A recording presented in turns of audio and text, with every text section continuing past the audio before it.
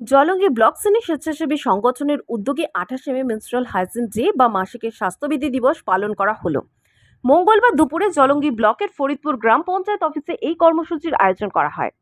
এদিন স্থানীয় কিশোরীদের মধ্যে মাসিকের সমস্যা নিয়ে বিশেষ আলোচনা হয়।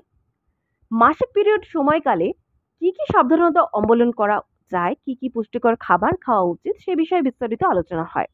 পাশাপাশি মাসিকের সময় বাড়িতে ছেলেরাও যাতে মেয়েদের পাশে দাঁড়িয়ে সহযোগিতা করে সেজন্য তাদের নিয়েও আলোচনা হয় এবং কিশোর কিশোরীদের নিয়ে মাসিক সমস্যা নিয়ে সমাজকে সচেতন করতে নাটকের আয়োজন করা হয়।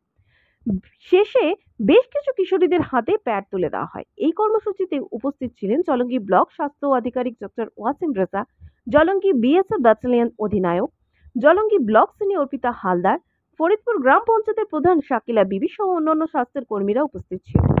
রক্ত যদি ভাঙে তাহলে শরীরে হিমোগ্লোবিন কমছে, হিমোগ্লোবিন যদি কমে